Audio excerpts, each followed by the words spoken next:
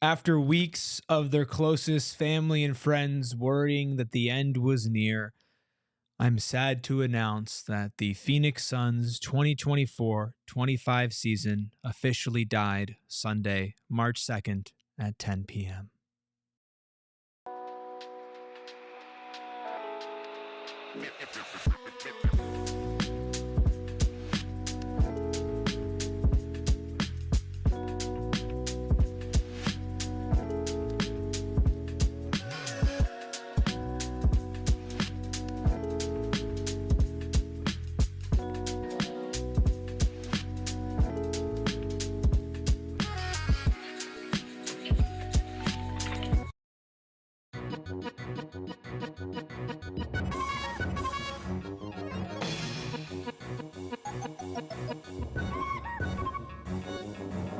Welcome to the world's saddest clown show, as the Phoenix Suns handed the Minnesota Timberwolves the biggest game of the season for them, which is sad to even say that. Welcome into the PHNX Suns post-game show presented by Bet365. Download the Bet365 app, use code PHNX365 when you sign up, and find out why, whatever the moment,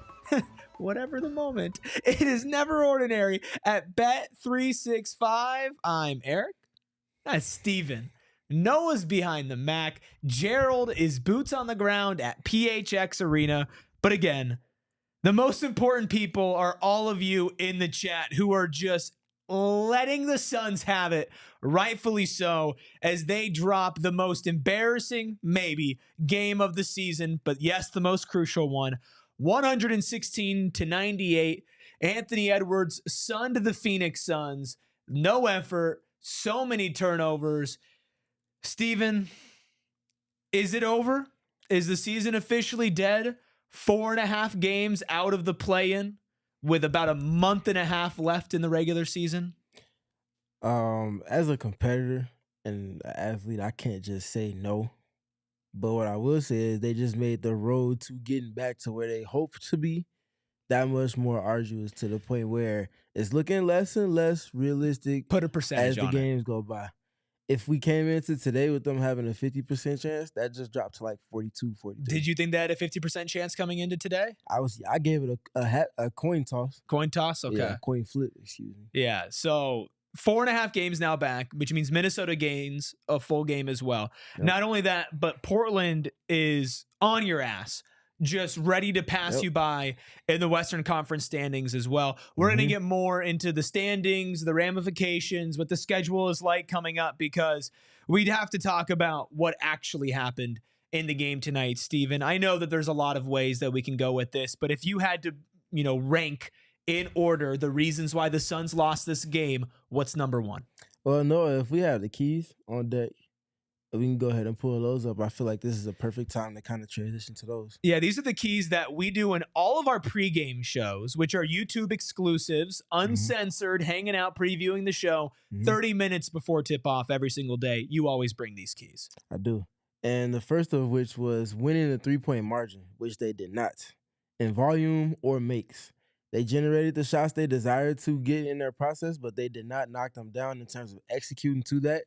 And on the flip side, Minnesota very much did that, both in makes, both in volume, and with who was making and taking a lot of the shots that they were generating from deep.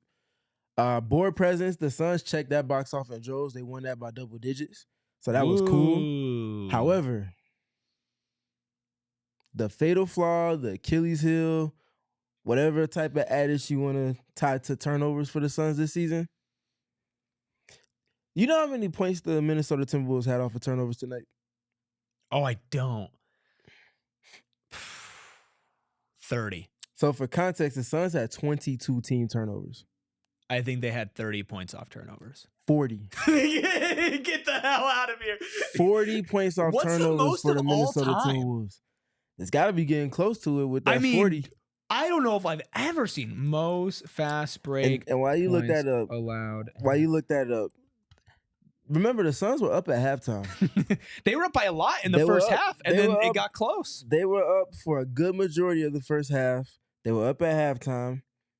The game was not pretty. It was not played on pretty terms, but the Suns were benefiting from the pace of the game because they were taking care of the ball. And then came the third quarter avalanche, where it was live ball turnover after live ball turnover after live ball turnover. And Minnesota was scoring on every single opportunity that the Suns conceded them, whether it was live ball or a dead ball turnover. Either way, they were coming down and they were scoring directly after that.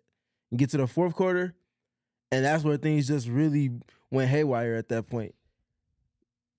You have to get out your own way before you can start turning corners. I'm sounding like a broken record. Yeah, well, we are broken. We are broken records because it's the same issues time and time again.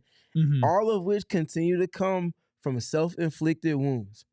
Rotations defensively. We haven't even got to that portion yet. We'll save that for later, but that's just another example of things that are in their control that they are just simply not taking care of, and it continues to be their fatal flaw time after time after time. They have so many fatal flaws, it's hard to break them all down. Which one would be the loudest for you? To me, it's always the turnovers. Because the moment that the Timberwolves like stormed the court, right, after Julius Randle basically dunks on Ryan Dunn, the camera cuts away on the Arizona family stream, and then it cuts back and they turn the ball over on the inbounds, and Minnesota scored again, and the Timberwolves are woohoo, dancing and jumping around, and it's like, it's just who they are. You know, early in the game, they're up, I think it was like double digits. And, you know, my guy, Devin Booker, my favorite basketball player of all time, who I've defended to the ends of the earth and back, had like 3 straight turnovers. Unacceptable. And we had a conversation about that where, yeah, it is on him to be better about that. But you felt like there were also ways to put him in a better situation to not turn the ball over more. It is. It's nothing new. It's not something that I haven't harped on all season long in terms of their process. Something I really harped on when he was having his struggles early in the season. And it's them getting him into actions where he's eventually flowing in a pick and roll, but it's very static in terms of him getting a catch, usually in the slot area or the outer third. Then there's a whole portion as a screener eventually comes in to set the screen. And the ways that a defense can load up when it's happening so predictably and so stoically in that manner versus when he's coming off a screen into a pin down or a pin down into a DHO. Zoom action is what they call it. And he's getting it on the move. Not only does that allow for him to attack the defense and put pressure on them going downhill instead of having to try to create his own downhill prowess off of that, but it also forces the defense, if they're going to double team, to pick an angle. I'm thinking about a moment in the second quarter. This was off a sideline out of bounds where they go to one of those variations of zoom action. I can't remember if it was a Miami action or Chicago action, but he's coming off of action on the move, gets the touch, and because he's on the move, Naz Reid shoots wide with his lateral coverage to keep him from turning the corner. But because Devin Booker is getting a touch on the move, a dynamic touch, he's able to split it as Naz Reid tries to cheat the angle that's wider. Devin Booker splits it, gets downhill, he gets free throws, puts pressure on the rim. Like, these are the scenarios he's not benefiting from because most of his touches are coming in a static, stoic manner where the defense can load up, they can predict what action is coming, and then they can limit his options. Mike from Mesa says, oh, it's the team's fault for Booker's turnovers? Get real, Eric. I am getting real. I literally put the blame on him first. We said Book still has to be better at making those decisions. And there were passes that were also lazy and just poor reads, which is something you don't see from him often, but you saw it tonight. Not only the careless turnovers from him, but also the quick fouls, frustration fouls on the other end. That's always been something that he struggled with. I'll interject though real quick too, because I think maybe indirectly, but Mike from Mesa makes a point. It's not only on Devin Booker though, is my thing. Because Mike Budenholzer, if you set it up for him to come off of actions, you have a better blend of the ways in which you're featuring your best player to where it's not as predictable. It makes it harder for a defense to load up or put extra attention to him. And if they do that, it's not as effective. But the other part to that, which has been his teammates' faults at times, is the spacing. Their templates for spacing. We looked at, what was it, 2 games ago? Mason Plumlee basically getting cussed out again from Kevin Durant because KD's trying to get into ISO in the middle of the paint at the nail, and Mason's standing like within a wingspan's reach away from him. Like, how are you going to be successful if you're not creating an ecosystem based off of your spacing templates that you're cycling through to create space for your players to thrive at what they do best. There's no ecosystem for the Phoenix Suns. There's no bread and butter. There's no play that you've seen developing. Hell, dude, there isn't even like a two-man game at this point. What's the Suns' go-to two-man game? It's Book and KD pick and roll, pick and pop, right? Sure. But even that is not something that you're like, man, I know I'm getting a bucket right now, or I know that they're going to go to that when times get tough. I think one of the most important words that you use when describing the situation to put around Devin Booker in order for it to become easier for him to make better reads and not turn the ball over as much in games like tonight, dynamic. There is nothing dynamic about the Phoenix Suns. From an individual player perspective, I know they have a lot of talent, but they're not being used in a dynamic way. From a team perspective, it's not dynamic. It's over and over and over again. And when defenses, NBA defenses have now, so many games of footage and film of you, not just from the season, but for the last month and a half, 2 months of your downward spiral, good coaches like Chris Finch, good coaches like Ty Lue, good coaches like Willie Green are going to look at this and they're going to find a way to expose you. Right. And that's why the great teams, they have these extra layers that they all start to try to fit in over the season. Right. OKC's Mark Dagnall talking about playing two centers, Hartenstein and Chet at the same time, even though currently it's not yielding the best results, or at least when they first started, they needed to learn how to play through that layer and to add a dynamic to their offense for when they are in contention in the postseason. The Phoenix Suns don't even have a baseline level of that. It's like you're teaching somebody to swim and you're throwing those like little missiles underwater, right? And even if you're a good swimmer, right, and you've swam before, if somebody has goggles, it's a lot easier for them to figure out where to go, do it in a more efficient, effective manner. You can still get the job done if you don't have goggles on, but your eyes are burning. You got to take breaks to get up and hold your, like whatever it is, you're not given the facilities to do it the best way possible. Still on you to do it better, but you'd be remiss if you didn't mention the circumstances revolving around it. Yeah, that's a great point. Flawed in process is it. Flawed in process, lack thereof of process, lack of trust in the process that's being preached or taught. Like all of those things culminating into one thing has just put them in this kind of gutter situation. Mind you, this is coming in a stretch of games where over the last 5, they're averaging like 119. Basically, if your math teachers taught you to round up numbers, they were averaging 120 points in the last 5 games. How much are they giving up in that stretch? Oh, for sure. That's relevant. But I'm saying if your strength is your offense and you've been playing somewhat decently, and then you come out and have a game like this, it just speaks to the inconsistencies, the highs and lows, the roller coaster dynamic, all of those things we've basically lamented at this point this season. Tell you one thing that's been consistent with the Phoenix Suns this whole season. The inconsistency? Well, yes. But also the fantastic people who have been in the chat with us every single game. Inconsistent at all. There's almost 500 of you in here right now on a Sunday night after an embarrassing loss to the Timberwolves. I'll be honest, I'm a little worried for all of your mental health, but that's okay because you're here and we're going to get through it together. I want to give a nickname to the group of people who are still sticking through thick and thin, keeping up with this team. Even if you're not watching the game, if you're showing up to our post-game shows, I want to know, what do we call ourselves? I agree. These sickos that are together. I've been thinking about for a while because Mercury has the X Factor. We have to have some type of nickname for everybody. But only for the miserable ones that stick around. Because Cara and Melissa says that they appreciate us. We appreciate all of you. None of this happens without any of you. And it's so much easier to show up to this show when the Suns are winning. I think both sickos ends. Is easy, but I feel like that's someone's too already used positive. That. I feel like someone's already used that too. Simps. Hello says only Simps deal with this. Orange Juice says Arizona sports fans. Wolves After Dark says we're all Timberwolves fan. I think you're in the wrong stream. Psychos and sickos. Ooh. Yeah, that's not bad. That has a little ring to it. All right, psychos and sickos. Let's set a like goal. Like goal is going to be 150. Nice and round, nice and easy. 150 likes. We are going to be talking about more than just this game tonight. Obviously, Shams Charania had some reporting about Kevin Durant. Our own Gerald Bourguet had his own reporting about Devin Booker. Gerald's going to be joining us from Footprint Center, so we'll attack all of that later in the show. We have Big Bright Shining Star. which is going to be an interesting one. By the numbers, all of your super chats, psychos and sickos, stick around after our first break.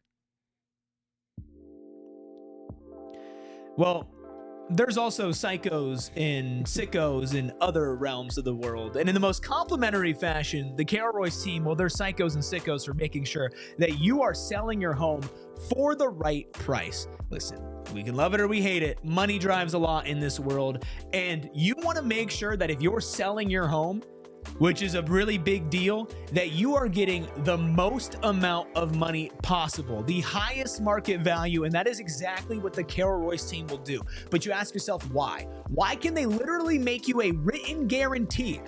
Not just tell you that it could happen, written guarantee that they will sell your home for the market value or Carol will pay you the difference. They can do that because they are multiple generations in the Valley of the Sun. They know this market like the back of their hand. And if you're ready to find your dream home or sell it to find your dream home, call the Carol Royce team or visit Carol Royce online at carolroyceteam.com. That's carolroyceteam.com. Terms and conditions do apply. Our own producer Noah had a very fun night last night. Went to Extra Innings Festival, saw Casey Musgraves, met some new friends, went out for some drinks.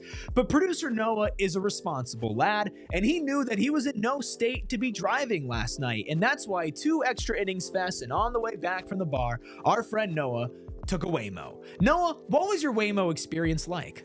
It was amazing. I got to pick my own music. We were bumping. It was a great time. Well, what song were you playing in your Waymo?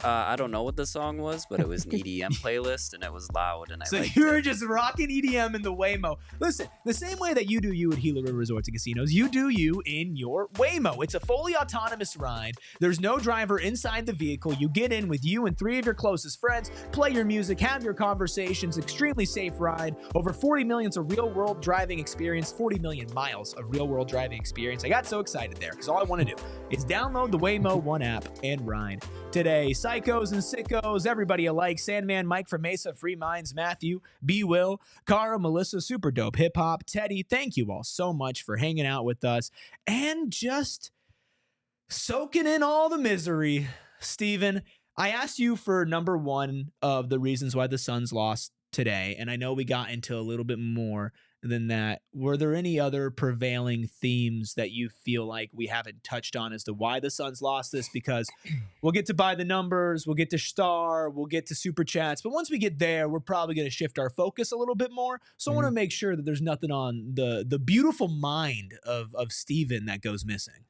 I think we've touched on, because we went back to the keys, we naturally touched on each one that I would have thought of. But a question you asked was about points off turnovers. Can't tell you what the historic record is, but this season, the high in opponents' points off turnovers was 45. Utah conceded that to Oklahoma City. So naturally, the worst versus the best. Yeah. But my other point with it, by the way, the Suns tied their season high for the 3rd time now with 22 turnovers tonight. In looking for that, there are 2 other games where where the league has seen a team concede 40 points off turnovers. And now the Suns claim the 3rd time that's happened this season. So that's fun. But also the 22 turnovers tonight. Last time out against the Minnesota Timberwolves, they also had 21 turnovers. It was the same story against that Timberwolves this game team too. felt like a carbon copy of that. You one. were Like, up early, seriously. 3rd quarter. You could absolutely dominate early it. at halftime, 3rd quarter comes around, and in the 4th quarter, the avalanche really starts to set in. And this one was even more important considering where you stood in the Western Conference. You mentioned the turnovers. We mentioned lots of numbers. Let's get to the numbers. It's time for What's in the Box, presented by Desert Financial Credit Union, Arizona's #1 credit union, named by Forbes. What's in the box? Hey, you got the right one this time, Noah. Whole lot Look of at you. turnovers. Whole lot of them. To the extent where the Suns having a double-digit positive margin in terms of rebounds quite literally had no impact on the game. Like, how do you out-rebound the Minnesota Timberwolves to the extent which you did? Suns had 57. Minnesota only had 35. That big of a discrepancy on the glass, and you lose by... Come on, man. Come on, man. So we talked about the turnovers. We've lamented the turnover part. So those are the last 2, naturally. Also, look at the 3-point shooting. that's supposed to be a point where the Suns are dictating to their opponents, regardless of who they're going up against.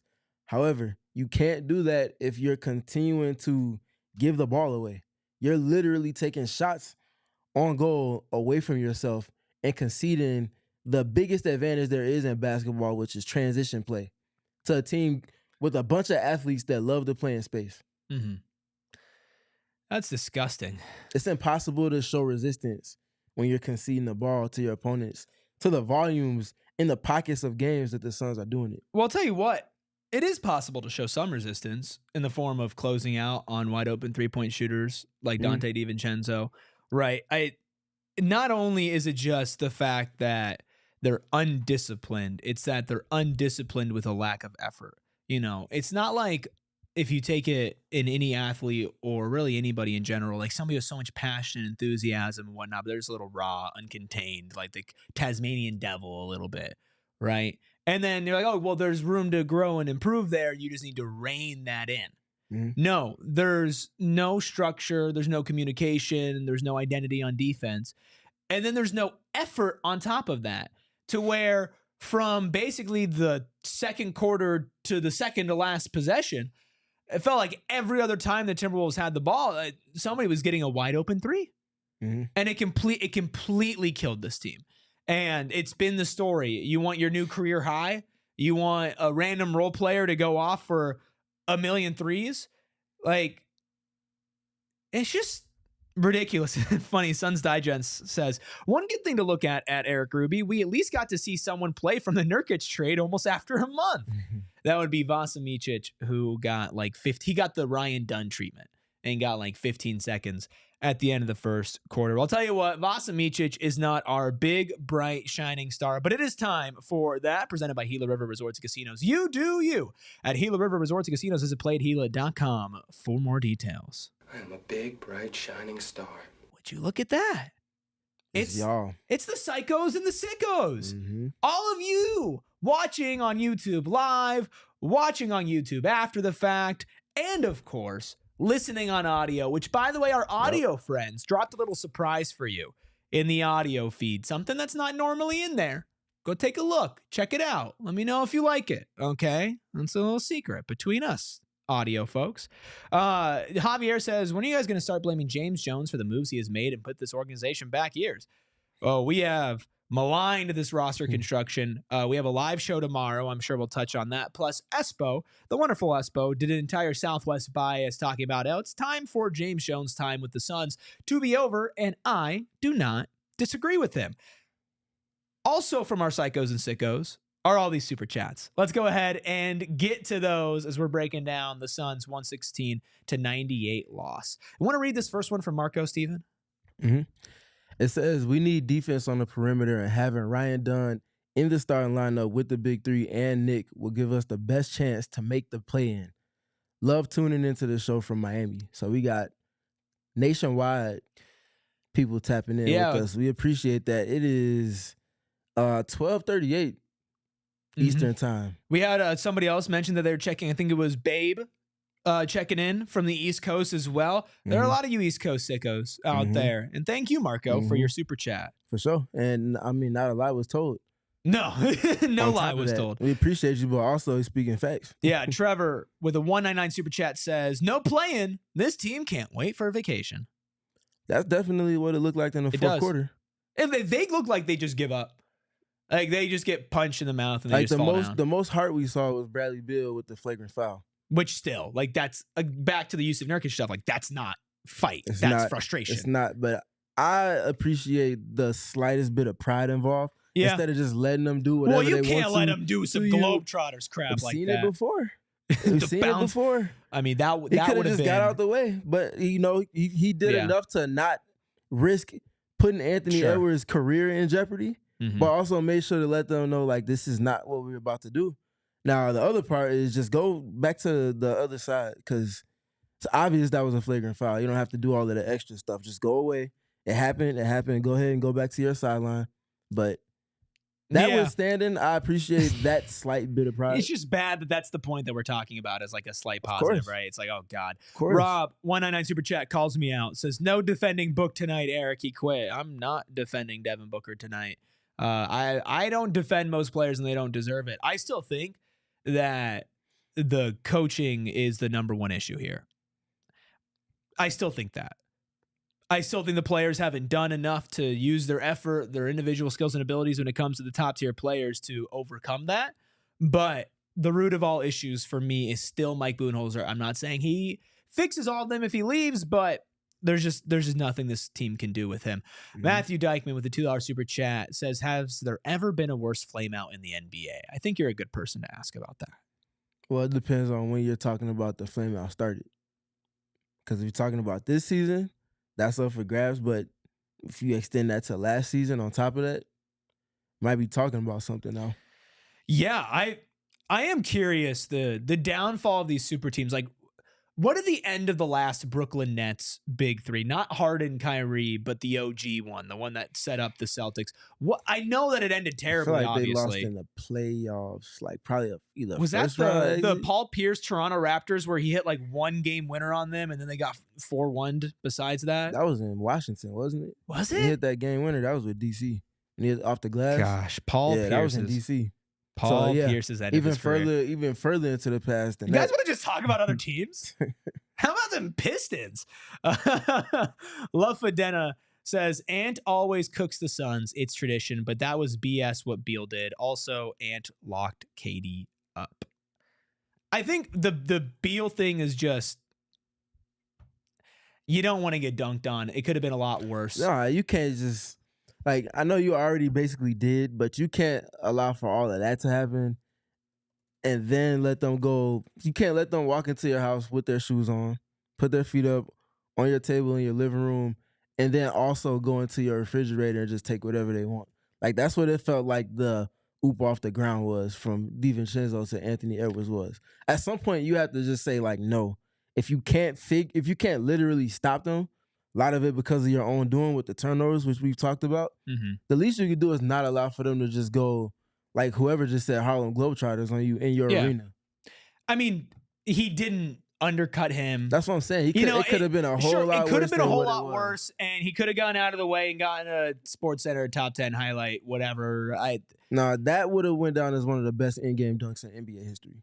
With how high that ball was? Dude, he went and got it above the square on the backboard. Above the square on the backboard. It was crazy. I mean, yeah, it would have been. And if it was against any other team, I would have gone crazy for it. Probably would have been mad if it was any other team, but not mine. I'm already too sad to feel anything. Mike from Mesa with a $1.99 super chat asked, did KD and Book tank tonight? It's obvious. What'd you see out of those two? They tanked. They couldn't make shots. Do you feel like... because the defense was really good in the first half from the Suns. Do you feel like... the defense was as good as it's looked in quite some time, if I'm being honest. Now, honestly, I can't go and do a film session on it because everybody's going to be like, well, what happened in the second half? And that's relevant. But if we're just speaking on the game as a whole, they didn't quit. KD had how many blocks and deflections in the first half? I think Devin Booker had multiple moments of great help. Grayson Allen getting back after turnovers and contesting at the rim. Like, there are multiple moments that can be bookmarked from that first half where they were locked in defensively, and offensively, naturally, they played off of the stops and they went to buckets on the other end. They showed some semblance of a process on offense in the first half. All of that dissipated largely because of the turnovers in the second half. But in the second half, I mean, 12 shots from Devin Booker. There's zero assertion there. Minus 26 on the night. So the context of the game, how many shots did he take in the first half? I don't know. I think he took 3 or 4 in the second half. So we're talking like 8 or 9 in the first half. So first quarter, he took 5 shots. Second quarter, he took 4 shots. So he took 9 total shots in the first half. And you said 12 in the second? Well, he hit 3 in the second to get to 12. Okay. Context of the game. The double teams. Every single touch. Every time someone comes to screen for Devin Booker, he's seeing 2 people. 2.5 because someone else is cheating off of someone on the weak side. Where are the shots going to come from? And to that point, I'm glad they're bringing this up because it allows me to paint the picture. This is why you have to have more to your offensive process than a steady diet of insert context of play here. If teams are loading the gaps against Devin Booker and pick and roll, and he can't even get up shots in a rhythm that he desires, are you going to continue to go to that and expect for him to just go against the grain and make things happen? Or are you going to feature him in ways in which aren't garnering extra attention for him to then do his thing? I only saw that I can remember one mid-post touch from Devin Booker, and it ended up being kicked out from him to Kevin Durant, who was one pass away, and swung around the horn, and I think somebody missed a three from the backside. They weren't double-teaming him off of his mid-post touches. Can Devin Booker not score in isolation? Is he not one of the top 15? Is he a bucket getter? Is he not one of the top 15 at worst isolation players in the league? Is he not at worst one of the top 10 shot makers in the league? So why continue to feature him in the context of play for one that's not breeding shots that you're making in tonight's game? We talked about the 3-pointers that they generated and didn't make. If they're not getting that diet of offense in terms of production from that context of play, he's not a one-trick pony in any capacity. No. Why not empty out the entire side, let him work one-on-one in the mid-post, let him get a scoring rhythm? That's going to then, his mental approach to the double team is going to be completely different if he's seen the ball go in the basket or got to the free throw line or both a handful of times versus just coming down, come off a screen, now I got a static touch, 2 to the ball, Nas Reed is at the level of the screen, waiting to flat hedge, if not double team me. I know I can't turn the corner. And now from the second side, they're also starting to jump the passing lanes. Yeah. And I've picked up my dribble, and there's like 16, 15 seconds on the shot clock. All of my options have been exhausted. I have no rhythm. We've run zero offense. And now it's compounded because this is like the 6th or 7th possession in this quarter that we've run this, and nothing's working. Yeah. Break up the mundaneness of your approach in your offensive process. No, I completely agree. Has anybody told you you're pretty good at this? I'm okay. Yeah, I think you're pretty. I like to think I'm okay. I put a lot of time in this. Yeah, no, I mean you do. Yeah. There are a lot of people with a lot of different opinions in the chat. The important part is you are all here with psychos and sickos. We appreciate every single one of you. I have a non-super chat question that I'm going to ask you, and we're going to get to the rest of our super chats. Gerald, still a couple minutes at PHX Arena. He loves putting the work in over there, taking his sweet time, but it's worth it. And we'll take our sweet time continuing to break down this game, reading your super chats, and y'all getting us to that like goal, all after this second break. I mean, pizza's good at least, right? If you're not going to have a good basketball team, you might as well have a good slice to go along with it. And that's why Spinato's Pizzeria is the place for psychos and sickos, aka Suns fans. Spinato's is hosting official watch parties throughout the season where you can watch the game with the Phoenix Suns dancers and the gorilla if they don't get playing time, considering the Suns might need them. Stop by for your chance to win free Suns tickets, gift certificates, and more exciting prizes. And if you have a decent jump shot, you've got to enter Spinato's pizza competition, just like horse, but you spell pizza instead of horse. You can win free pizza for a year and tickets to Suns games on April 9th. And what is better than free tickets and free pizza? Winning basketball. But I digress. Don't miss this chance to be a part of the action. Mark your calendar, Suns fans. The excitement starts at Spinato's. Get all the info on watch parties and pizza basketball contests at Spinato'sPizzeria.com. Spinato's, official pizza of your Phoenix Suns. And guess what? The future might be bright for some teams. The Suns might be bright in real life. And that is exactly why you need to check out our friends over at All Pro Shades Concepts. That extends your outdoor living space with a custom fit awning that has hundreds of designs and colors to choose from to match any home and to deal with that pesky HOA who tells you that you can't do anything. Listen, All Pro Shades Concepts is the most trusted local shade company, voted #1 by Ranking Arizona for patio shades in 2024, and an A+ Better Business Bureau rating with over 1,000 5-star reviews on Google. Roll down patio shades block the sun and keep the patio up to 20 degrees cooler. Plus, in the winter, drop down shades can create an outdoor living area that keeps cold wind out and warm air in. They are licensed, bonded, insured, in business in the Valley for over 20 years. You can call 623-204-1476 or visit allproshadesconcepts.com right now and schedule your free estimate. Thank you again, every single person who is tuning in with us right now. I did have this question. I forget who asked it. I am so sorry. I did not write down your name. You've asked it a couple times. I'll recognize you if it... Oh, Digital Dope Exclusives. Thank you for this question. Says, Why is it so hard for the Suns to set picks, but everybody else seems to be able to set nice picks on us? Why do the Suns bigs stay and drop like they are afraid to guard? That's a loaded question. I appreciate it. The first half, it's hard to set screens when your players are being double teamed. The screen literally does not matter. At that point, you have to play in the pocket. So you have to find an angle between the two players to then play into the 4-on-3 advantage that the defense is conceding to both Kevin Durant and Devin Booker in like 95% of their pick and roll possessions this season. So that's the tough part. Most teams are putting two to the ball with them, and the screens just don't matter. But when they do find opportunities to, Nick Richards has been decent setting screens. He's not elite at it. I feel like I kind of detailed that when he was being brought to the team. I said his screening will be taking a precedence over most things. But in addition to the screening was his short roll playmaking. And Devin Booker struggled to get it to him or anybody that was setting the screen for him to play in that pocket in today's game. And that was a dynamic of their offense that was kind of missing today. And on the other side, why are the Suns always in drop? That is a question that continues to perplex me. I was, again, on my knees begging for switching again in pregame. You were time. actually like sad. For the 1,000th time this season. And again, it's because we saw the withering dynamic that I always speak to with the Suns and their defense. Can they defend in rotation at times? Yes. Drop coverage, you have to defend in rotation if you're playing that type of scheme because of how much of a lack of point of attack presence the Suns have defensively. Mm-hmm. That always means that the big that's in drop is being engaged, and that means someone else has to help the helper, and then someone else has to help the helper's helper, and that puts you in rotation. That's why I asked for switching. If you can switch and just keep the ball in front for 2, 3, sometimes maybe even 4 dribbles, that keeps the defensive shell intact. People don't have to rotate, and you're bleeding away the shot clock.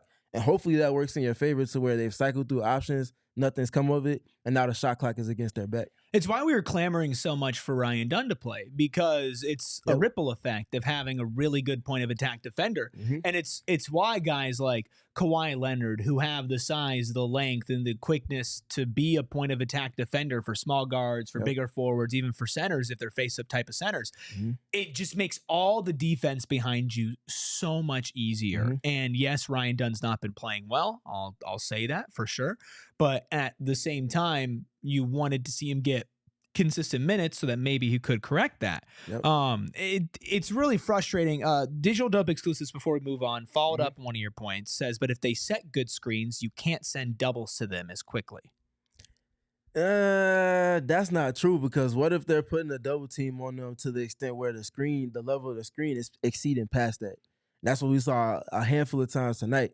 Like I mentioned, sometimes if Naz Reid is at the level, yes, but Devin Booker then has to go off and engage that big. After that person that's navigating the screen gets around the screen that Nick Richards set, they're still converging on Devin Booker. Mm-hmm. So even if the screen is set well, it has no impact. There's no advantage created. That's why the double team and having bigs that are active at the level is so important, because you can send an offense off script like that, limited options, breaking rhythm, bleeding away the shot clock, all of those little things that you want to do within your process. But it's a great question, though. It's a great question. I really like that. I had to grab that one. I try to grab some non-super chat questions, and that was one that caught my eye. Keep them coming, Digital Dub Exclusives. Any of y'all want to get in the weeds about basketball, this is the show to do it. We're going to have fun for sure, but sometimes you just got to make sense of things, and Steven does a really good job of breaking that down. And as much as I love hearing you talk, Steven, I want to show the over 500 people in here what Kevin Durant had to say about the Suns falling further from the play-in, trying to reset after that loss, and just how bad their 116-98 performance was tonight. When you look at the standings and falling further away from that play-in, I ain't looking at the standings, to be honest. Greg, not to cut you off, sorry, but really just focused on the next day, the next play, the next practice. You know, looking at the standings ain't gonna do nothing for us. You've had a lot of experience coming off of tough losses. How do you kind of personally reset so that you can approach it next practice, next game? Yeah, dive into the film tonight and see why we lost, and look at some of the plays throughout the night on film and see how we lost, and get pissed off and go through that whole process after a game, and then tomorrow when we go through practice, we try to release it and get ready for the next game. And, Yeah, it's tough, man. It's a shitty game, man. We didn't play our standards up to our standards at all. We embarrassed the fans. We embarrassed ourselves the way we played, and I want us to be better. Couple of things. One, KD, I wish I was as brave as you, not looking at the standings. Two, you did get a little mention of next game mentality, and obviously he explained it, but that's something that Book said was maligning this team. And at the very end, I think that was just a defeated Kevin Durant. We embarrassed the fans. We embarrassed ourselves. I mean, that's not the same dude who was answering questions 2 or 3 weeks ago, right? Like, these are different answers than what we have been getting, which is why I started off the cold open saying the Phoenix Suns season is dead. Yeah, that's tough seeing him respond and not really have like a rebuttal. Like, he'll push back in a respectful way if he feels that there's some way in which he could do so that backs the team and backs what they're working towards, but feels like he's kind of backed into a corner at this point with really nothing to say in response to that question in particular because of what we just saw that happen for 48 minutes on that court again to the Minnesota Timberwolves of all teams. Again. We also have sound from Devin Booker on the Suns' turnovers, whether physical defenses have been a problem for them all year, and whether this situation is salvageable. When you look at the 22 turnovers and 40 points off turnovers, what do you feel like they were able to do to get you guys off your game defensively? They picked up the physicality, and we didn't respond well to it. Do you feel like that's been a problem in terms of when it comes to facing physical defenses, the way that you guys respond to that? Yeah. I think a big part of it is our spacing out of it and being organized and, 5 guys being on the same page instead of 2 or 3 or even 4 doesn't even cut it. When you look at the standings and falling further away from the play-in, does it feel like this is still a salvageable situation? I mean, it's going to be tough, but, we're here. Oh no! Oh no! That's tough. Oh, we're so cooked. Oh, we're That's so tough. cooked. That's tough, man. Again, they don't sound defeated, but they definitely sound like they're like what? There's no other options for them. They definitely Like, sound the defeated. options- I'll push That's back. tough. Push back on you on that one. They look not only bothered but defeated. I hear you. I mean, it's gonna be tough, but we're here. That might, you know what? Maybe that's the new tagline for this show. Psychos and sickos, it's gonna be tough, but we're here. I honestly, I don't even know what to say to that anymore. I mean, Melissa in the chat says fatality. Z-Head says he's checked out. Corey says, I'll say it, off season. AI RTD says 36 does in fact look bothered. Yeah. It is not a good spot to be in. I think that's not pretty. That's pretty obvious. Let's knock out another super chat or two before we hit a break, and then we go commercial free for the rest of the show. And this is going to be a long one. So many of you in here right now. Make sure you grab a snack and stick around. Be calm, see clearly with the $2 super chat says, "See how quick Finch calls timeouts? Bud could never." Crying emoji. I knew somebody was gonna mention it. I was hoping someone brought it up. Naturally, Be Calm, See Clearly has been on one the last handful of games and on one in terms of assessing what they're seeing on the court. We appreciate you. We do appreciate you. Jay with the $2 super chat. We appreciate you as well. Says Tank.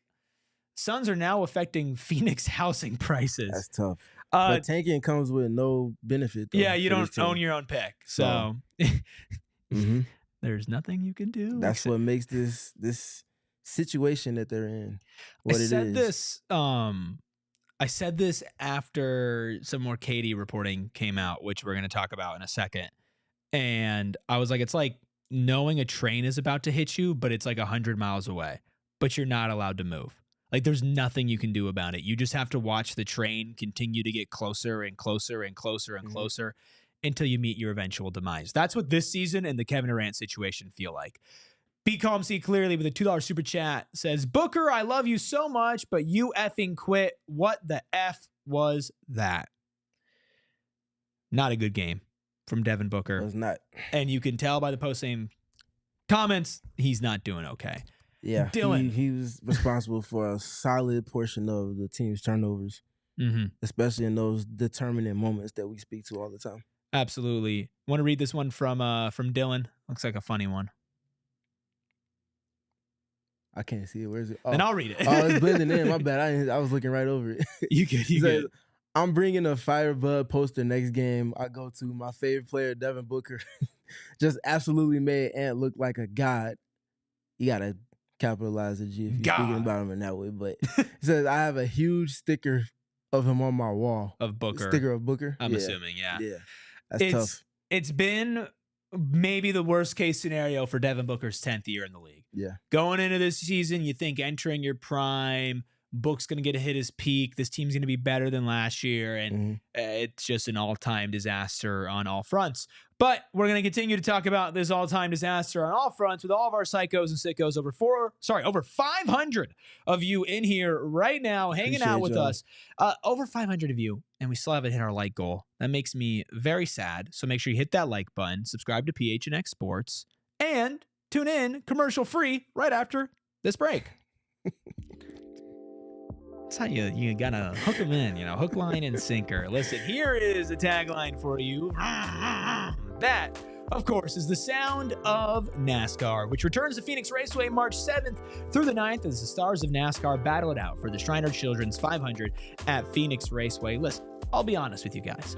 When I was in college, I had a roommate who was very into NASCAR, and I kept on saying to myself, not my cup of tea, not my cup of tea. Why would I be interested in this? And then I went there, Steven. I went to Phoenix Raceway in the foothills of the Estrella Mountains, and I saw the majesty. I saw everything that came with that and realized that the best of the best, NASCAR, which is extremely physically taxing on the body and incredibly exciting to watch live, all of the best, including 2024 NASCAR Cup Series champion Joey Logano, will be there March 7th through the 9th for the Shriner Children's 500 at Phoenix Raceway. It's a best-in-class fan experience the whole family won't forget. Get your tickets at phoenixraceway.com. And if you stink like the Phoenix Suns, well, guess what? We actually have a solution for you, unlike those stinky Phoenix Suns. And of course, that is our friends over at Mando, who make a whole body deodorant that's safe to use anywhere on your body. Yeah, anywhere. Pits? Check. Balls? Check. Thigh folds? Oh, you better believe it. Don't even mention the belly buttons, butt cracks, and feet. If anything stinks on you, it won't anymore because of our friends over at Mando. Even 12 hours after a shower, it's clinically proven that an average man's Grundle odor level was 5 out of 10. With Mando, the average Grundle odor level is a 0 out of 10. I never thought I'd say Grundle odor level before. Mando starter pack, perfect for new customers. Comes with solid stick deodorant, cream tube deodorant, 2 free products of your choice and free shipping. And you get $5 off a starter pack with our exclusive code. That is PHNX at shopmando.com. SHOPMANDO.com. Please support our show. Tell them we sent you. Smell fresher, stay drier, and boost your confidence from head to toe with Mando. Thank you, psychos, sickos, masochists, people who are just here to check in. Like, it's almost like we're zoo animals. It's like an experiment, and just watching us slowly devolve over the season. I mean, you were literally begging. Melissa in the chat saying you were crying like 2000s R&B hip hop in the rain, or begging for switching. Just asking. From a pro basketball team. Try something a little different, man. Just asking. We're going insane. And part of the reason why I'm going insane is because I feel like there's the inevitable awaiting us. And that, of course, is a Kevin Durant trade. Obviously, tonight doesn't help anything when it comes to salvaging the season or the relationship between the Phoenix Suns and Kevin Durant. And that comes after Shams Charania had this to say about a potentially big summer for Durant and some fireworks on the trade market. Stake here for the Phoenix Suns over the final stretch of the season? Malika, the stakes are high. Unless there's a significant run here into the playoffs for the Phoenix Suns, league sources believe that there will be real changes in Phoenix coming to the Suns. And from a roster standpoint, that likely starts with Kevin Durant. And when we look back to the trade deadline, if we remember, Kevin Durant was blindsided when he was involved in trade conversations. But this offseason, from my understanding, what it would look like is the Suns and Durant would work together on any potential trade to a contender in a trade scenario. And I would expect 4 to 6 contending teams with some serious involvement in Durant. He's still playing at a really high level. He is extension eligible in the offseason, too. And as we know, with the Jimmy Butler situation, the extension plays a big factor. But everything with Durant hangs in the balance of not only the Suns and how they compete in the playoffs or not compete in the playoffs, but other teams, which teams get eliminated early, what teams could come about. A lot will come clear with Kevin Durant when we figure out what shapes up in the playoffs. Well, you know, it's just if the Suns save their season and make a deep playoff run, Steven, it's all going to be okay. Well, then you better start planning for otherwise then. Because that's not happening this season. The biggest thing to take away from that is the fact that KD and the Suns are reportedly going to work together to try to move him to a contender. Mm-hmm. I think a very fitting question right now is, did the team that the Suns lost to tonight make that list of potential contenders that Kevin Durant could go to? Because the best player on that Timberwolves team already has an established relationship with them. They have assets, and you can see KD being a quote-unquote missing piece there. Do you feel like that is something that could be on the radar for KD and for the Suns, both perspectives? Well, I would genuinely be surprised if he was interested in going to Minnesota. Like, he clearly has a respect for Anthony Edwards. Mm-hmm. I think the Team USA doc showed that in moments. Naturally watching the games live showed that in moments. Naturally watching the playoff series from last season showed that in moments. But does he see the vision with that Minnesota roster? Because they're going to have to give up things that they are very dependent on right now. Tell me your hypothetical Minnesota package for Kevin Durant. Player-wise, obviously picks, we can get a little more in the weeds. I think that's what makes it tricky, too. It's going to have to be a 3-team trade because the Suns are not – I don't think the Suns are going to want Julius Randle. And because of that, it's going to force a 3-team trade. So that's where things get complicated. But hypothetically, Jaden McDaniels, Nickeil Alexander-Walker, Naz Reid is a free agent this upcoming season. So you would have to have him agree to signing with the Suns and then working out a sign and trade from there to make the numbers work and everything. Obviously, pick compensation involved with that too, but that's a start. Dante DiVincenzo is probably involved in that trade as well. Maybe a young player like Rob Dillingham, if you can get a young guard to throw in there. I just don't know if Minnesota's going to part with them, but they might if it means maybe not giving up as much future draft capital. Does it worry you at all, the fact that the 5 to 7 teams thing was mentioned? Does it worry you that maybe there will be a limited market for Kevin Durant the same way that there was for Jimmy Butler? It might be limited in terms of volume of teams, but it should be robust in terms of who they're actually going to engage with and what compensation they can get back in return, both in the form of draft picks, players, and future prospects. So naturally, I think if, for example, I'm sure the Thunder will be involved in that if they don't get to where they desire to be this season. Say they come up short of the finals, or say they come up short of the conference finals even. Do they continue to trust what they have, or do they look externally to help expedite that process? Yeah, it's going to be a really tough situation because also Torch mentions in the chat, the Suns don't have the leverage here, right? No. When a player wants to go somewhere and a player wants out, and the Suns are in the situation that this franchise is in, there is no leverage on either side, which means, yes, Kevin Durant can bring a lot of value, definitely not as much as it was before, but you are also not in a position where you're getting rid of him at this highest moment where you can use these bargaining chips. Teams are going to come to you and they're going to say, okay, I know you have to trade Kevin Durant. This is the best you're going to get, and you're going to deal with it. And it is worrying that if the breadcrumbs are already starting to be placed out now, not that I'm surprised, but that this conversation over the next couple of months is actually going to hurt Kevin Durant's value for the Suns long term. And personally, I still don't want to trade the dude.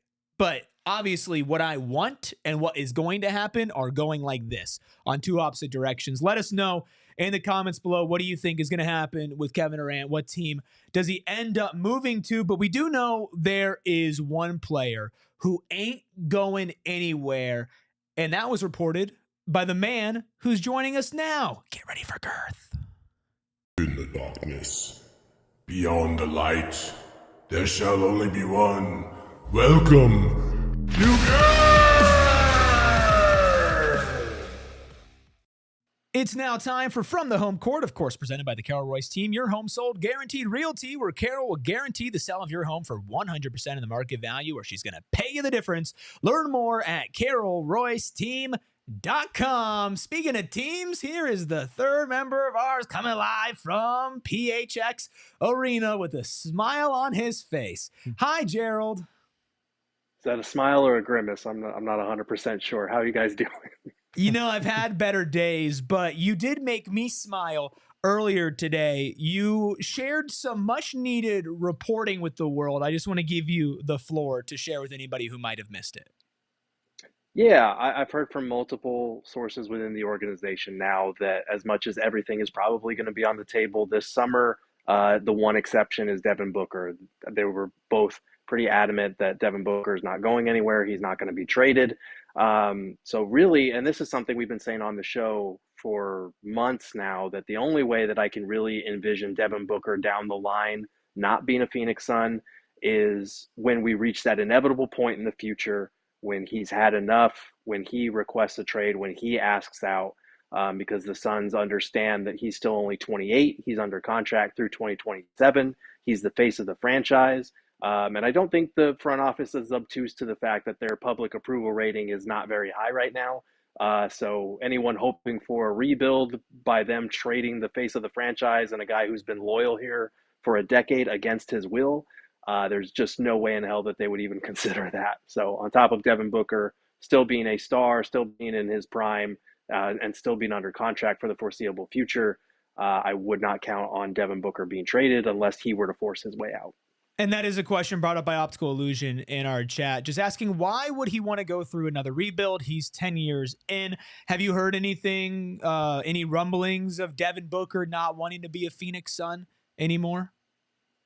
No, there's been no indication that he is getting tired of the organization or the front office. I do think for a lot of Suns fans, it's hard to separate the two, but I do think Book probably understands that this is a different regime, that they have gone for it. And I think he appreciates that as a player, going out and trading for Kevin Durant, for trading for Bradley Beal. Obviously, the moves have not worked out, and there's reason that fans are losing faith in the front office. But I think from a player perspective, you appreciate an organization that is willing to try and bring in star talent like that, that is willing to spend money on coaches and then move on to the next one if it doesn't work out, as we've seen this front office do. So, you know, this is not me reporting right now. This is me saying that Devin Booker wants to build here. We've heard that behind the scenes and from every public interview that we've had with him. He wants to build it here in Phoenix. He wants to be, you know, this organization's Kobe Bryant or Tim Duncan or Dirk Nowitzki that stays with one franchise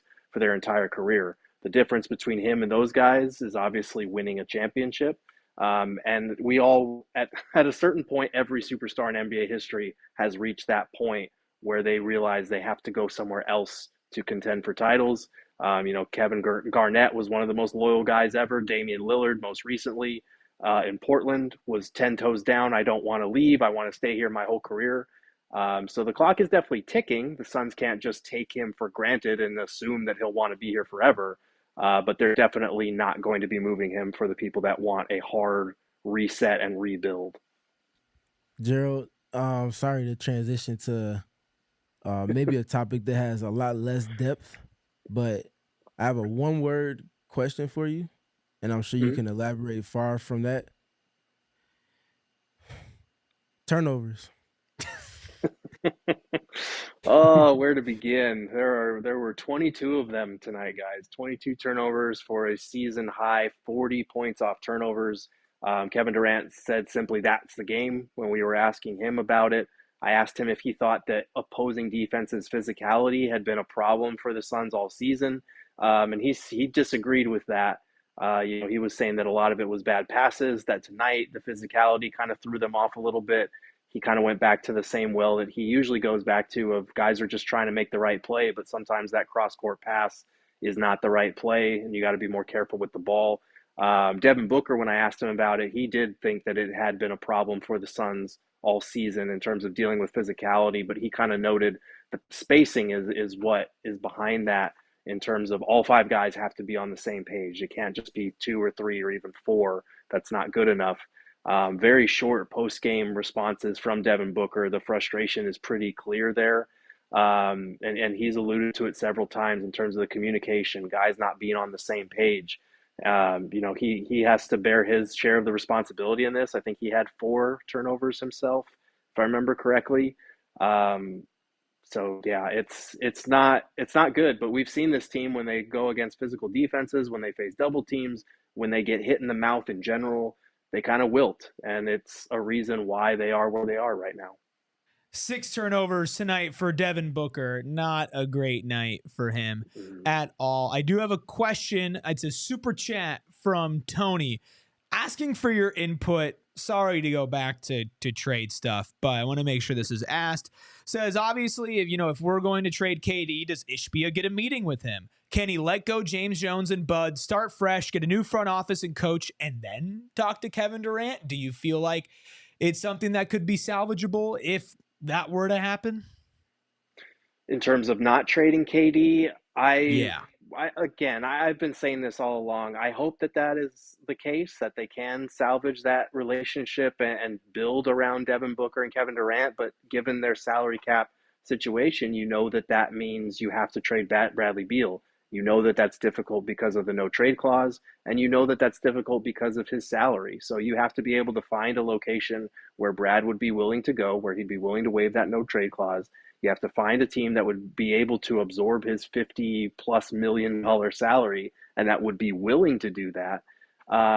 Those are difficult hoops to jump through, especially, and you might have to attach at least 1 first-round draft pick to do that. Like that's tough for a team that is running low on draft assets. The only way to build around KD and Book realistically is to turn Bradley Beal's contract into multiple role players or at least tradable salaries. And I just don't know if that is realistic or not. I spoke with Bradley Beal's agent, Mark Bartelstein. A lot of the reporting I've been doing behind the scenes is going to be in an article that drops tomorrow. Bartelstein was saying that the Suns never approached Bradley Beal about waiving his no trade clause at the trade deadline. But he said, I don't deal in absolutes when it comes to potentially moving on or waiving that no trade clause if the right trade that can make everyone happy comes about. So make sure to look for that article, but something to keep in mind, if you want to keep KD, it starts with moving Beal. So you think the main objective for the team is to somehow find a way to get at least to the second or to first tax apron, rather? Potentially, but it's hard to see how they get there unless, you have to turn Bradley Beal into contracts that, not just multiple contracts to break it up a little bit, but also guys that can actually help you win. I just don't know if there's a trade that's realistic there. You can get off Bradley Beal's salary, but the pieces that are coming back might not be the most attractive. They might just be salary filler to satisfy the trade math there. Kevin Durant is the trade that you would look at in terms of we need to recoup actual useful rotation players and draft picks at the same time, as opposed to Beal, who we just got to get the math down and we probably have to attach a pick just to get off of this guy's salary, which that's a tough one to do. As much as I love hearing you talk about that, we do have a 3 p.m. show tomorrow where I'm sure we're going to get into so much related to that. And, of course, your article you want to check out, gophnx.com to find all of Gerald's fantastic work. And, of course, we have a bunch of other stuff over there as well for all the Valley sports, if you truly are a psycho and a sicko. I don't know whether to say I'm sorry or you're welcome for not asking you more questions about the game, but was there anything else about tonight, Gerald, that you wanted to bring to anybody's attention before we let you go? Type away and get some rest. Last thing is, I asked Mike Budenholzer and Devin Booker whether the situation is salvageable. Obviously, you guys played the clip where he said, it's tough, but we're here, which seems like the baseline of baseline responses. Mike Budenholzer said he does feel like this situation is salvageable, saying there's 20-plus games, but we got to go on a run. Still waiting for that run to start. Well, that settles it, Gerald. That settles it. Mike Budenholzer thinks it could happen, so it's totally going to happen. Listen, obviously this is a season from hell, but that does not mean that the machine over here at PHNX Suns stops. And, of course, that is a huge part with Gerald all of his writing at every single game. You can go check out gophnx.com for his articles, fantastic reporting. And of course, if you were already following him on social media at Gerald Bourguet, you wouldn't have to wait till right now to hear about his reporting because he does it there as well. So make sure that you give him a follow, support him, and he will be on the show in full capacity. I believe so. Not to put you on the spot, Gerald, for tomorrow's 3 p.m. show. Yes, I will be there. Perfect. All right. Well, I'll see you before that, but we'll all see you at 3 o'clock tomorrow. Bye, Gerald. Bye, guys.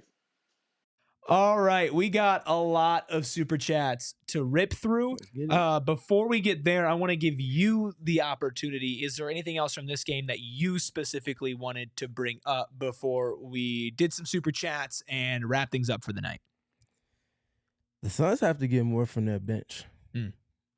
And when you lose your balance in terms of your rotation that you started to establish when you had Bradley Beal coming off the bench, and also when you had Bull coming off, I'm not saying that you should revert those two back to those roles. I'm just saying that when you make a decision that overloads your starting rotation, you then have to be able to find ways to get production from your reserve players to balance those gaps where you're breaking up that starting 5 unit. They didn't have that tonight, and I believe that wasn't it. That was they lost that by 5 tonight, and that wasn't like an alarming number. But again, the production and the impact from that production over the course of the game just wasn't there in ways in which they needed, primarily from 3-point shooting, but typically it's the 3-point shooting and then some from their reserves. And that just wasn't there for them tonight. No, it wasn't. And I think you do look at Durant and Booker, specifically a little bit more with Booker tonight as the main reasons as to what went wrong. But it's a full-fledged attack on just being bad at basketball from the Phoenix Suns. But let's keep reading your super chat. Still 500 of you rocking strong. We still haven't hit that like goal, though. So come on. What are you doing? Hit the like button. Super chat 199 from Mike from Mesa says, does anyone know what world Nacho lives in? Not a one that I want to. David with the $5 super chat says, stupid ass turnovers born of Suns laziness. This one is on the players. Fans boycott games. I mean, you did see a lot of fans leave early tonight. I'm not going to tell anybody to boycott games, but as long as people are still showing up here, I completely understand anything you need to do to disconnect from this team. Well said. And if you need to not be here live, you need to take a break for a show, I'll give you a permission slip. Okay. One show, though, and you got to come back for the next one. I want to read this next one from Teddy. I can barely see it because it's the light blue contrast. I got you then. Don't worry then. No, don't worry about it, Steven. I'm here for you. I can get to the bottom ones, though, from Mike. Okay. Well, we'll let you do those. So Teddy says, obviously teams want KD, but what's his real value? Feels like everyone just assumes the Suns are getting a big return, but I don't know. Soon to be 37, expiring deal, looking for a max. Doesn't look good to me. Also follows up with another $9.99 super chat. Says, front office has to shake up before anything else this summer. JJ and JB both have to go. A fish rots from the head down. Total change doesn't happen without total change. Wow. Yeah. That's a bar. I agree. I don't think we need to add anything to that. No, there's nothing. But when they said everything, what else can you say? I want to read the next one from Mike from Mesa. Yeah, Mike from Mesa, $1.99 super chat for us. We appreciate it. Need to trade KD and Book. They gave up. Pitiful. Another one from Mike from Mesa, $1.99 says, but Gerald says we don't need a point. Book is it? I don't think that. Yeah, that's. I get what you're saying because of turnovers, but I just don't think that correlation and causation are there. Not with both of those two. If one of those two gets traded, that changes the team dynamic some. A point guard starts to make more sense than it did in this iteration of it. But if you have those two at the top, it's already hard enough to find a playbook that involves two heavy gravity, heavy usage players. If you add a point guard that has to have the ball in his hands on top of that. Well, I think it depends. If it's the Lonzo Ball build, the Marcus Smart build, point guard who is going to be used as a primary perimeter of attack defender, can shoot open threes and can play make, but does not necessarily need to create on the ball. I think that works. Tyus Jones, the ball has to be in his hands to be effective, and he's not effective on the other side of the court. So a point guard works, but a true point guard doesn't necessarily solve everything. They need to do things like being able to guard and guard up well. You can't not be able to do things off the ball and also not guard at the same Yeah. time, and also not provide size as well. In addition to all of that. Tell you what, Mike from Mesa, though, this might be my favorite super chat. You can read this next one from Mike. Yeah, another $1.99 from Mike. Mike from Mesa says, on a positive note, right? Yeah. No, yeah, I think so. This show is awesome, and we appreciate you, Mike, for always tapping in, always involving yourself in conversations. One of the psychos and sickos. Yeah, for sure. I'd like to see which one he feels like he identifies with. You guys, more. everybody sound off in the chat. Are you a psycho or a sicko? You let me know. And Mike was also defending me. I read one of Mike's super chats earlier, and then somebody was in here coming at me saying it was my words. Mike said, those That are was mine. me. So thank you, Mike. Also consistent, Matthew, who used to be Go-To Tech Reviews. Longtime listeners know about Go-To Tech Reviews. Go check out Go-To Tech Reviews. There's a free ad for you, Matthew. We appreciate you. $2 super chat, not free because you drop super chats all the time. Says, Lakers handed Luka is the cherry on top for the season. Oh, don't get me mad, dude. Don't get me mad. Okay. That's tough. That makes me so mad. I know. Super dope hip hop. But the $4.99 super chat says Ant versus Suns since 24 playoffs looks like 1988 MJ. 32, 7, 6, 3 stocks, 54% field goal percentage, plus 12.3 per game, and 7-0. Suns need to shop KD to the highest bidder. Don't cave. Okay. I know that you shook your head at the MJ thing, and I get it. No. I'm saying it's true. Oh, okay. I couldn't tell. I was like peripheral. No, I was it's like true. 32, 7, 6, 3 stocks, 54% from the field, plus 12.3 point differential, and 7-0 over the last 7 games. And if I could curse, I'd curse right now. But the thing is, with MJ's greatness, obviously the numbers, obviously the uber athleticism, all of that stuff. But there's psychological warfare going on when MJ was on the court. Mm-hmm. And obviously, Ant is not doing it in the exact carbon copy style of ways, but there's at least one moment with each of these dubs that they've compiled since that playoff series where he's having a moment that stands out in his career, whether he's dancing at the free throw line as he just got fouled because he knows that they can't stop him, and he knows that we've arrived at the inevitable when he's matched up with this team to where they go on some type of crazy run and they put the Suns out of their misery, essentially. Every single game in that playoff series had him looking at KD, talking crazy to him, and obviously in a respectful way, him getting stops against all of the big three, engaging with Suns fans, engaging with Timberwolves fans. There's just bookmark moment time after time after time. Yeah, and less important news. Well, maybe more important news. Apparently, Go-To Tech Reviews is dead. So that's why Matthew switched over to Matt. So, R.I.P. This one's for you, Go-To Tech Reviews. He told me not to bring it up. I just think it's funny. Art Jonesy with a $1.99 super chat says, trade KD to Houston, get the pick back plus some. Well, here's also the thing that people need to start to come to reality with. If it is a top 3 pick, I do not believe that Houston would be willing to trade it for Kevin Durant. Yeah, I don't think that's in the plans for them. They already decided not to make a big move at this deadline because they're trying to assess what they have in house. Can't see them doing that. And if they're going to move that number 3 overall pick, they're going to move it for a star that fits a little bit more of their timeline, whoever that might be. I would imagine so. Yeah. Paul George. No, I'm kidding. Teddy with another $4.99 super chat says KD to Dallas, 80 to Houston, Fred VanVleet and Jabari plus 27 and 29 Phoenix's first back to the Suns. Would you trade Kevin Durant for Fred VanVleet, Jabari Smith Jr., and 2 of our own first-round picks? Not this year's, but 2027, 2029. So 2 and 4 years away, first-round picks. Appreciate the super chat, Teddy. In the wise words of Kendrick Lamar, it's not enough. It's not enough. That's funny. I appreciate that. Not even a little bit. Want to read this final super chat? Yeah. This one's from Hammer Holden. We got a $1.99 super chat that says, this team is finished. We just have to be honest. And so are we, because the PHNX Suns post-game show is wrapping up for today. But let me give you a little lay of the land. We will be live at 3 p.m. tomorrow, breaking down Booker trade rumors, Kevin Durant trades, what's going on with the Suns, reacting to Gerald's article. Make sure you check out all of that tomorrow at 3. Wake up tomorrow and read Gerald's articles. If you just listen to the show, I totally get it. Maybe you don't like to read as much.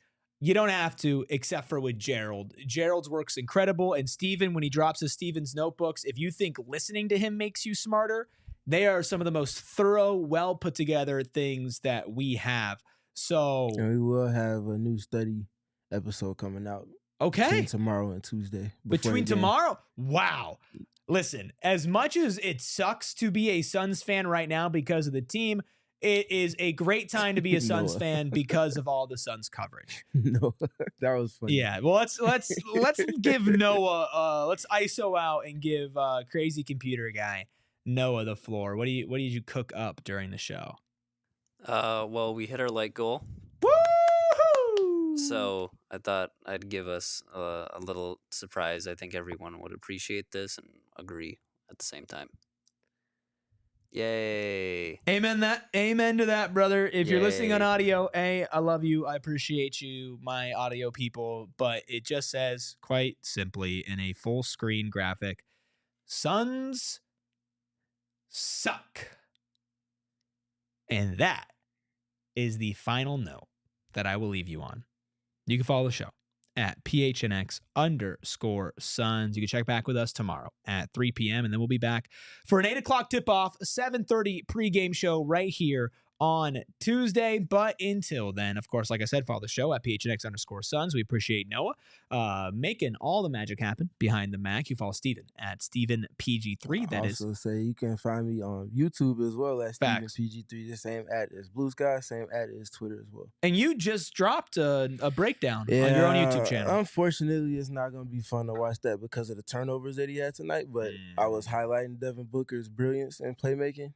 So tough timing. Tough timing. Give it a week. Give it a week to breathe. Push it again. It's still relevant, but it's just not as fun to engage with right now. I'm not even going to hold you. Well, if you want to look at some good passes from Devin Booker instead of watching tonight's highlights, go check that out or give it a couple of days. Breathe a little bit. But of course, Steven always dropping wonderful stuff. If you don't follow him on any of those social medias that he just dropped in-game, he's clipping things, he's pointing things out.